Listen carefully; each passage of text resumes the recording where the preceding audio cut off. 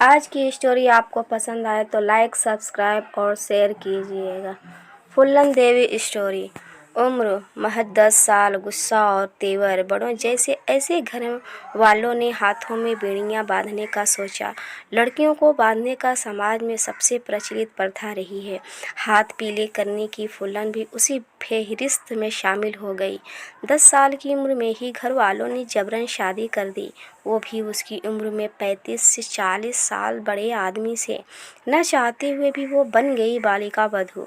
थोड़ा विरोध किया, आंसू गिराए, लेकिन ससुराल तो जाना ही था। ससुराल पहुंची, न चाहते हुए भी पति ने संबंध बनाने को मजबूर हुए। वैसे ही जैसे किसी छोटी लड़की से कोई अधेड़ बलात्कार करता है, ठीक उसी दर्द से फूलन भी गुजरी। लेकिन क्या कर सकती थी, समाज की खातिर वो चुप रही। सोचा समय के साथ सब ठीक होगा। यही सोचते हुए कुछ साल निकल गए, लेकिन दोनों पति पत्नी की उम्र का फासला कम नहीं हुआ। वो उस पति को सह नहीं पाती थी, ऊपर से घर के कामकाज का बोझ भी। वो मजबूत थी, दबंग थी, लेकिन उम्र भी तो कोई चीज़ होती है। महज 12-13 साल में कितना सहती। धीरे धीरे अब फूलन की तबीयत खराब होने लगी, इतनी खराब कि उसके मायके लौटना पड़ा। लेकिन मायके वालों को फूलन का इस तरह से लौटना अच्छा नहीं लगा, इसलिए भाई ने कुछ समय बाद ही फूलन को फिर से ससुराल पहुंचा दिया। अब फूलन फिर से उसी जगह आ पहुंची जिसे वे काले पानी की सज़ा से भी बढ़कर मानती थी।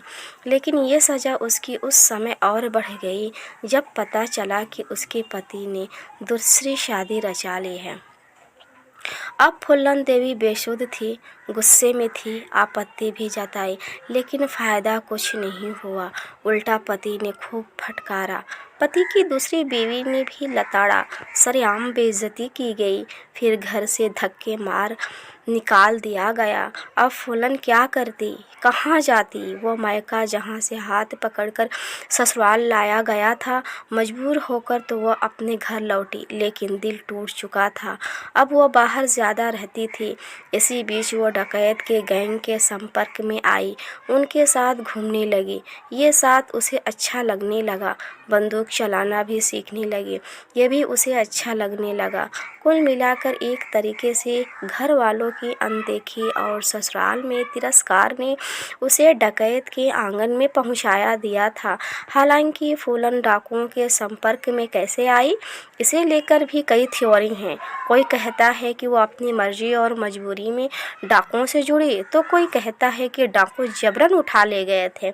अब इन दोनों बातों की कोई पुख्ता सबूत तो नहीं है, लिहाजा फूलन की आत्मकथा में लिखी उसी बात पर ही भरोसा करते हैं जिसमें डाकुओं से संपर्क में आने के बारे में फूलन ने कहा था कि किस्मत को शायद यही मंजूर था।